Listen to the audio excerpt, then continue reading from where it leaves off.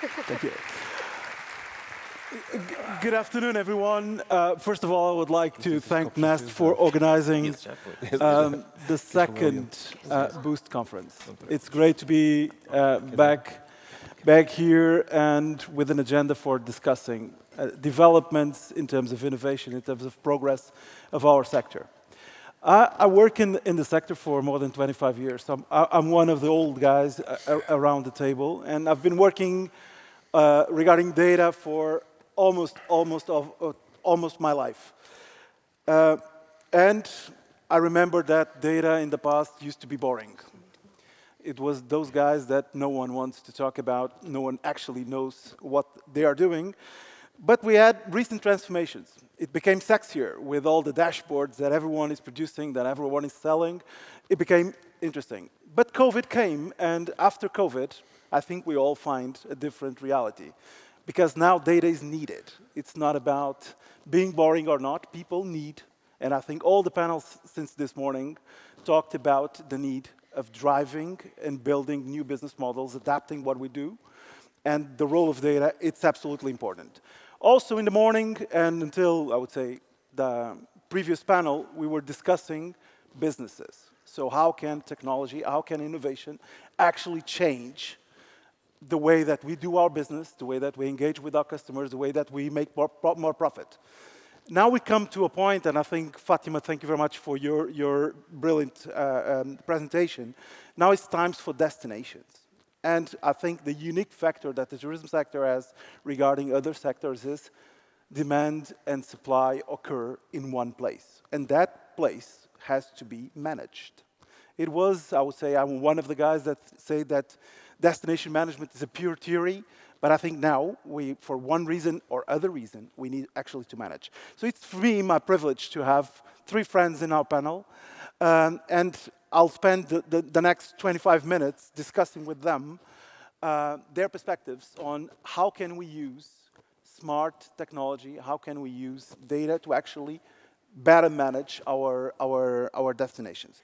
And perhaps I would start with a very short presentation of you and the organizations that you represent, and basically what is the work that you've been doing in this area. So starting with Susanna. So good afternoon to you all. I'm Susanna and I work for tourism. It's not going to happen. It's one question that we have in common, but perhaps we can be a little bit more elaborate. So first of all, good afternoon and welcome to the north of Portugal and to their major city that is Porto. So we are in charge in Porto North Tourism Board, Convention and Visitors Bureau. We are in charge for the managing and marketing this region. So Porto is the main city, is our door. Our main door, because we have many others, but our main door. And so we are always being challenged to do better, not only by our customers, of course, but also by our stakeholders. So in a way, I'm just a happy person working for an amazing industry that is tourism. So in a way, also in Associação Turismo do Porto, this is the name of our, not a commercial name, but our organization name. We are the only one in Portugal that can cover 360 the value chain for traveling. So we are in the beginning of the journey when we are promoting ourselves to potential markets. And then we go along with the journey until the end when the people come to their homes and they begin to inspire others. So for us, innovation has to be this thing, 360 degrees of knowledge and action, of course. I think it's done. Thank you, Susanna. Miguel. Thank you very much, Sergio. Good afternoon to you all. Thank you for the opportunity. So, as it was referred in the presentation, I'm the Dean of Nova Information Management School, the School of Information Management in Data Science at Universidade Nova de Lisboa, a community of over 3,000 700 students from 100 different countries. And what we do is to research, to teach, to create value in the process of transforming data into information and to use it to create value in the most different areas. And we have, amongst our offer, a post-graduation program in business intelligence and analytics in a partnership with Turismo de Portugal, which is one of the activities that we have in the field of tourism.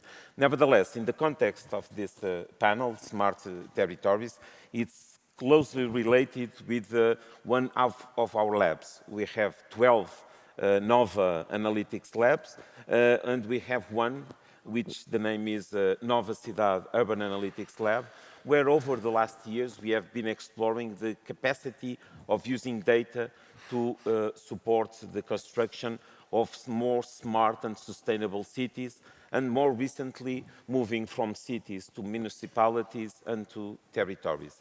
Amongst those projects, we have also made an evolution, because in the first moment we were really concerned on how to use data and analytics to support the operational activities, but nowadays we are much more targeted in giving contributions to what we call data-driven public policies. And I think we will have the opportunity amongst those projects to share what we have been doing with Porto Digital on how can we use analytics not only to be efficient in terms of operational activities, but also to give contributions and insights to support planning and to address one of the issues that was already referred here in the morning, which is how to manage the pressure of tourism over territories at the same time as creating opportunities to generate revenue in an equitable way. Thank you. Thank you, Miguel. Paul? Well, first of all, thank you very much for inviting me here. It's a great pleasure. Well, I'm the CEO of Porto Digital. Porto Digital is a non-profit association owned by the municipality. Although we are an association, we work more like a company. Municipality has 80% of our value. But above all, I think that what is important for everyone that is in this room is that we work as a toolbox that can be used by all the municipality teams, especially the teams that Fatma, for instance, is leading, okay, to help them go through the innovation process, go through the digital transition process. Okay, so we are supporting all the municipality teams. We are working closely with the local ecosystem, working closely with the entities like the University of Lisbon Nova, with the team of Miguel. We are working with startups, working with big companies in the ecosystem, and we, as I've said, are responsible for implementing the vision that the municipality has, implementing the strategy for the innovation and for the digitalization, but always as a toolbox, always on the side of the teams that are really on the daily basis have to tackle the challenges that they have. For instance, the tourism, the mobility, the waste management. So that's our role in the city ecosystem. Thank you, Paul. I think when we look at tourism, I think the best definition that I got from about tourism sector is a constellation of activities, and I always use that definition to show the complexity of the sector, and that's why we need someone actually to orchestrate, to manage what is the roots of development. We need obviously strategy, but we also need someone to actually in the place manages and interacts with other actors. We need knowledge from universities, and we need, I think, Paulo, what I can translate from Porto Digital, you're an enabler of things that can speed up some changes. I'm a bit of a critical, I don't know why you invite me to this panel on smart destination, because I'm a bit critical on the word smart. Because I'm always frustrated, because technology is a lot available, but actually we keep seeing the same mistakes. And my question to you guys is, what are the barriers and limitations that you see for us not being as smart as we would like to be?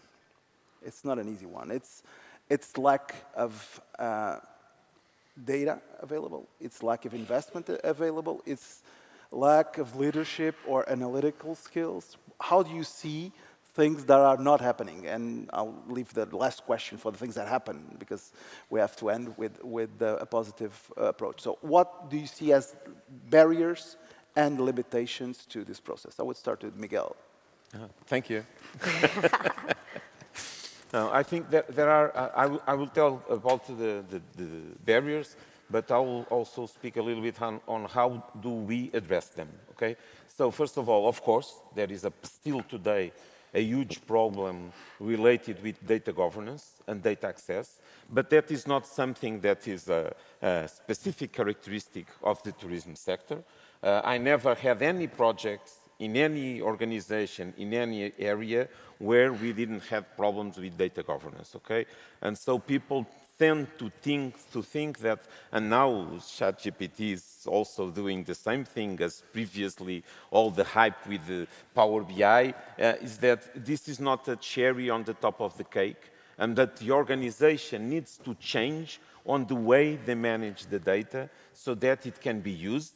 At the same time, it complies with the GDPR, and what we do with it must also comply with the AI Act from the European Commission.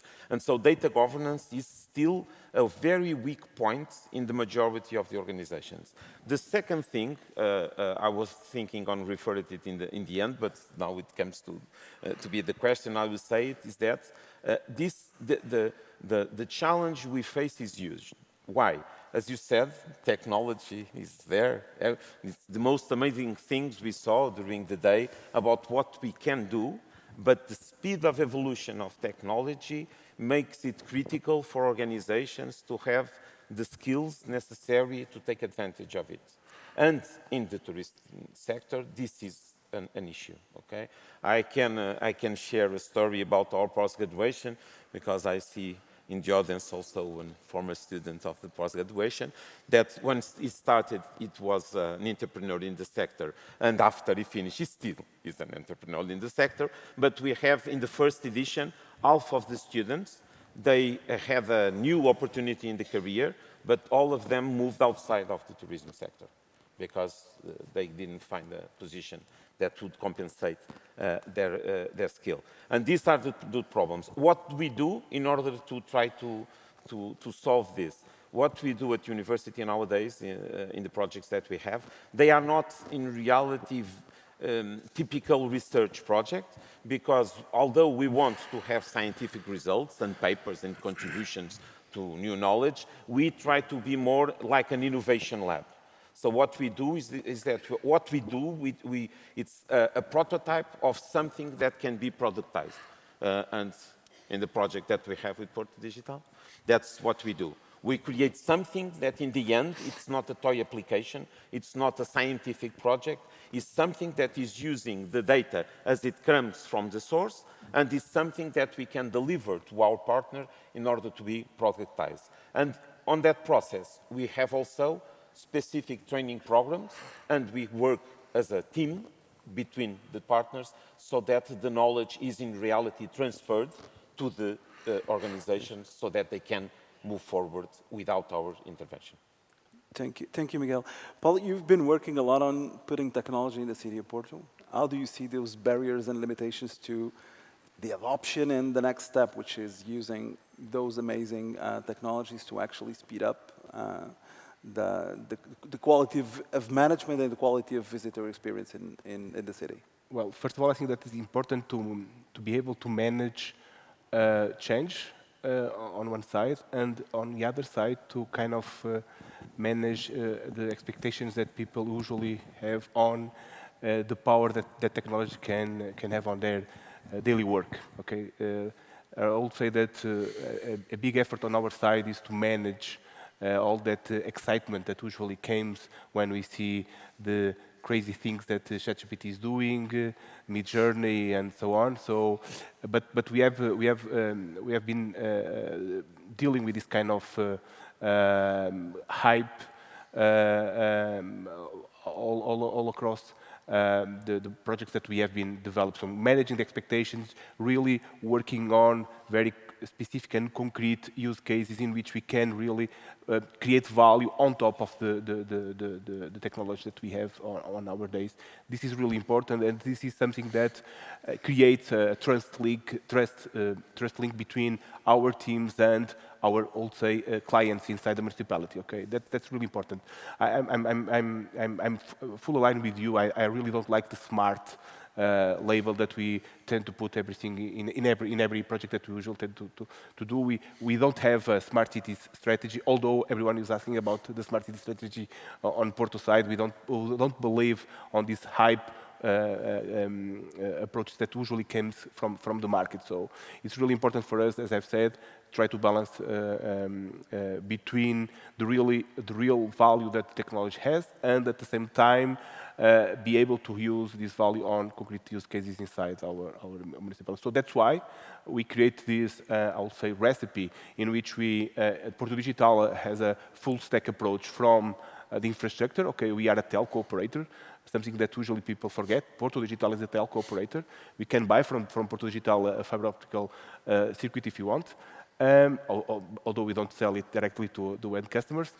We work as a neutral operator, but as I was saying, we have a full stack approach. We manage our fiber optical infrastructure, our sensing infrastructure, our urban platform, the operating system that the city should have in order to start creating value, start develop the tools and all the digital tools that the teams in the end. But we have also a team very focused on helping managing the innovation process inside all these projects that we have. Okay, we really need to have someone that manage the excitement. Okay, I've seen amazing things that our colleagues from Lisbon are doing on using ChatGPT. Okay, so we have a research team that go deep on looking at what is the real value, the challenges, the impact that technology can have. So we have our own innovation management team. Is a management team, is not the innovation team. That's also another mistake that usually this kind of toolboxes has. Is not our team that innovates. Is the Fatima's team, is the guys from the mobility that innovates. We are a toolbox, a team that help them go through the innovation process. So I would say that by trying to create this full stack approach, by try to be really very focused on going step by step, small steps, very small steps on enabling quick wins. That's in our perspective a way to do it. If you allow me, just to add also that the partnerships that we build with the academia, with the research entities, and especially the network of partners that we have been able to create all across Europe, and not only. We have more than 230 partners that are working with us in 11 European-funded projects, okay? Which is really important for us for making the right assessment of the strategy and the path that we have ahead. Miguel was asking me if I was planning to to participate in the last meeting that is happening now in Rotterdam. Fortunately for us, we have a team that is able to be there, and I can be here sharing with you the work that we are doing, because it's really important to be able to create this ecosystem not only locally, okay, with universities, with the startups, with the big companies, but at the same time, all over Europe is also important for us.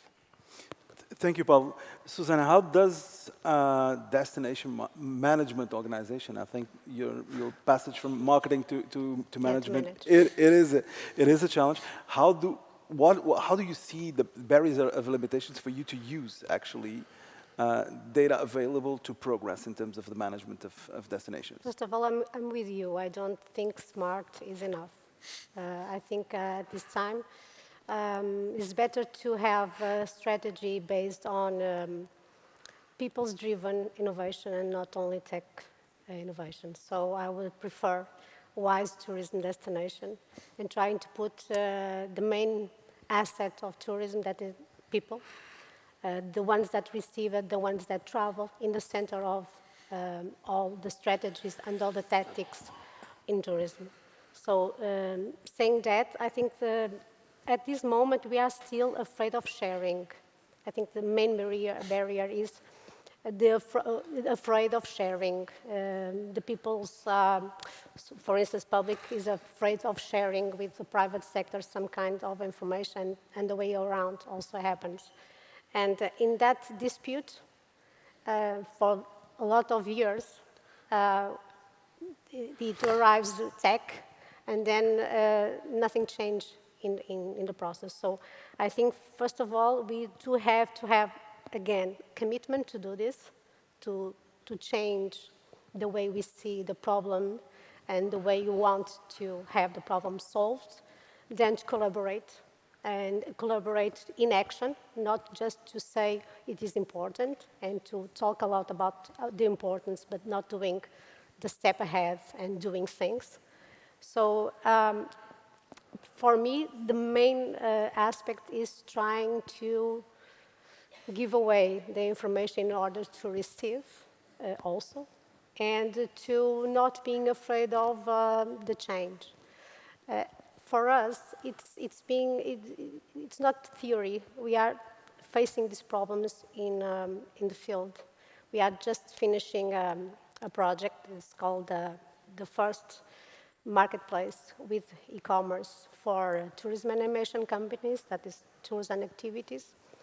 And it's the most difficult part of the process was not tech, was not getting things done in terms of technology, is making things done in terms of having all the people around the same project and with the same scope of the project and with the same goals of the project, because every part wants something different. For instance, the private sector wants sales. Us, as a DMO, we want tourism development, so we want sales that will change people's life. So it's very difficult to make this working. And for the public sector, they just want to get things done okay, but not having the responsibility to say, I'm giving the business to this company or to that company. So that's the transparency. So it's difficult to not recommend in tourism. We do have to say, you can go to this company or can do this experience, you can go to this hotel. So you have to recommend. As people, so you do have, we cannot say that technology can recommend consumption, and us as people that receive and as experts on the territory cannot do that. So still on 21st century, we are still working with frameworks from the 70s. So with saying this, it's very difficult to step ahead and to say we are committed to do something if we're still thinking about the last century. So for me, it's a kind of education problem. So probably the next generation will change this. But at this moment, I think we do have to do more if you want to get to some place. Yeah. Trying to collect and connect your topics. I think knowledge is there, so knowledge is not an issue. Technology is also there. We have to make it tangible in some use cases that actually make the difference for the ones that actually have to take the decisions. But that is also another very important block, which is trust. I like the word trust, because if you don't share data with me, you don't trust me. Of course. But if I don't share data with you, there is no data available for putting knowledge and apply knowledge and bring change. It's not possible. So I think the ecosystem has to be managed like that. So last but not least, you are partners of one very important, transformative, and hopefully demonstration effect project within our resilience plan. And I would like if you could share with us, how do you see that project transforming and actually adding value to the city and the region? Paul, starting with you. Well, first of all, thank you, Turismo Portugal, for inviting us to be part of this Acelerar e Transformar o Turismo. Well, I think that some of the work that we have done can inspire other municipalities on tackling all these challenges that Miguel and Sana already identified. We are really excited with the opportunity that we have not only to spread some of the work that we have been doing in the last years, but above all to learn with all the other municipalities in the north region of Portugal, in developing governance policies for how to manage data and so on and so on. But I would say, and because I think that the time is short, personally, obviously, we can talk about very concrete examples on how we have the Explore Porto tool developed for a new version. We are aiming to create, for those who don't know, Explore Porto is a tool. It's like a Google Maps with the support of the municipality for helping you explore the city of Porto. And we are under the umbrella of the ATT developing a second version of the Explore Porto, adding new functionalities, but at the same time creating a tool that can be used in the region of north of Portugal. But I would say that if you allow me to follow one of your thoughts, that you have said that knowledge is there, okay? But we need to learn how to manage knowledge in order to create trust on this ecosystem that we need to see flourishing in the region of North, and obviously in all Portugal. But I think that we should talk about the elephant in the room. I think in the morning there were some presentations about how AI will revolutionize the world. We have been working on some of the topics that AI has nowadays, a huge potential. But once again, let's be very focused on how AI can really create value on our ecosystem, can create value on the tools that we are developing. If you ask me personally what could be the main achievement on the ATT project, will be to create this trustworthiness on AI platforms, one thing that we can call explainable AI, okay? We need to understand why AI is telling us that way is the perfect way for me as a tourist in the city of Porto or in the north of region. So for us personally, I think that the main achievement, obviously I would like to hear about on what Miguel has also to say, because Miguel's team will be one of our partners in this adventure. We have been talking about this, but we haven't dived deep on this challenge because it's something that is happening now, okay? And I bet that you have heard amazing things from the previous speakers on how AI, as I have said, will revolutionize our world, and for sure it will. But we need to create this trust platform. Otherwise, cities will be in the hand of big industry operators with a very closed black box that we cannot see inside. So we really should focus on this concept of explainable AI, trustworthiness, and I think that the Acelerar Turismo project will be a huge success if we are able to help everyone that is managing the territory to really create value on top of this AI platform. Thank you, Paul. Susanna, what do you expect as a destination that a project like this can change in the way that you manage the city and actually progress? Yeah, we are managing the region is more difficult than the city, but still. For us, it was like a dream. It is like a dream. Somehow it will be coming true for 1 year? Yeah. 2 years? Okay, 1 year. And for us, it's a governance tool more than just a management. Why? Because I think it's the tool that connects all the 4 dots on the system. Because we have the companies engaged, we are having already have the academia engaged, we have the public sector engaged, and we have the local communities engaged, because our marketplace and our website, tourism portal as it is, will be one of the connectors that will collect information about the potential client.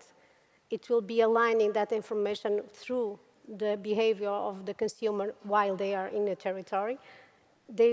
It will be giving data for the companies to understand better which type of client the region has, not only I have, but the region has, to take opportunities and take advantage of that. And also, as we are more close to the communities, it will be better for engaging with the fourth pillar that is the tourism is all about, is making better the life of the communities on the destination, tourist destinations. So I think it's like a huge opportunity to have like a tool, a tech tool, of course, but if everyone has its own, of course, its own purpose and its own goal through the, I win. No, no, no. It's bingo for me. I've negotiated Yeah, yeah. We have one some more more minute. It's bingo on the for side. me. Okay, the prize is mine. So I think if it will happen, I'm sure. We are waiting for such a long time, but we are very excited to the results. But in a way, it will be a huge challenge not to have the platform, but to keep the platform going on with the same purpose that was built. Thank you, Susanna. Miguel, to end, Yeah. how do you see the potential of a project Okay, like this? I will try to be short and give specific examples.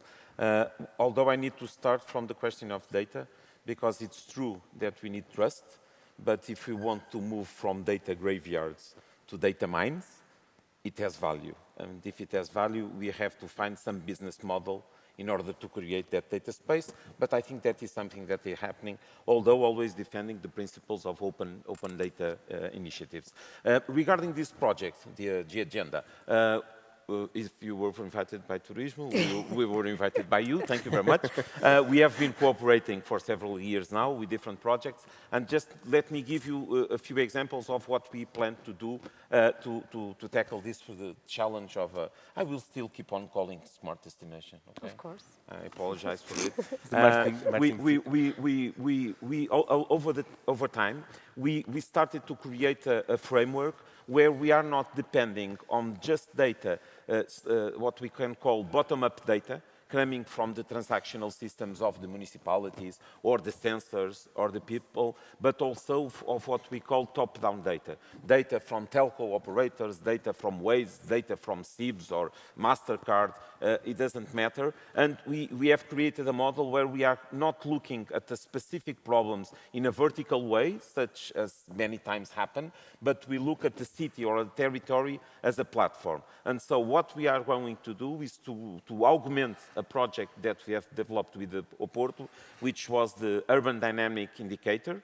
We integrated data from different sources and formats to create a tool where we can monitor the activities in the city and their impact. And if we can do this, we can go from descriptive analytics to predictive and to prescriptive analytics.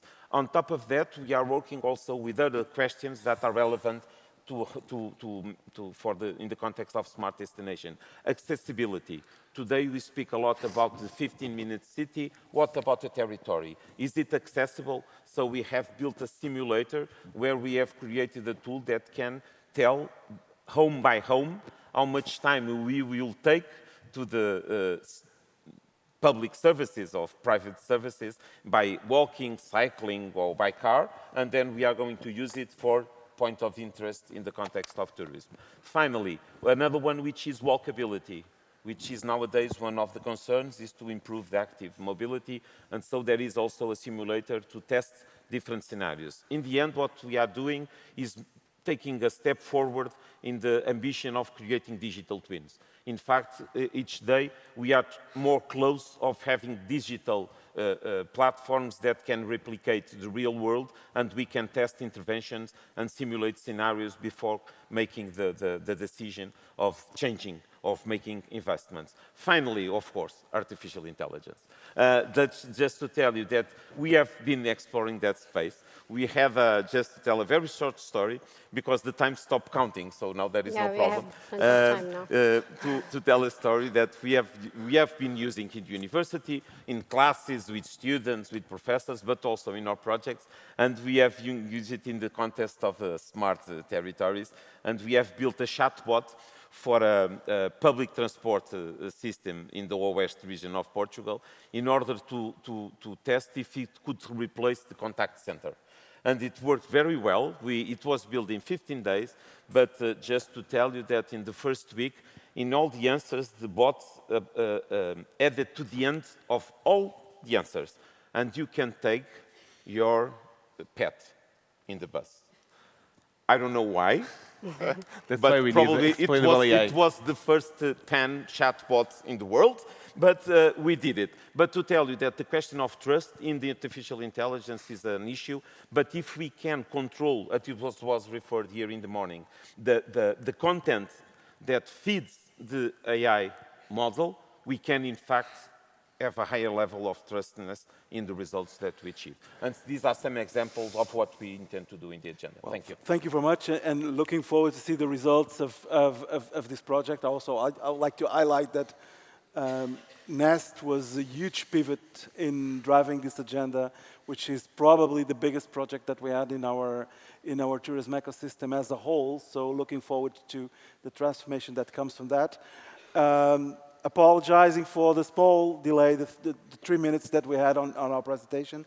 I would like to thank our panelists for an excellent discussion. It was a privilege to me to be here. And, well, best of luck for the rest of the panelists. Thank you very much.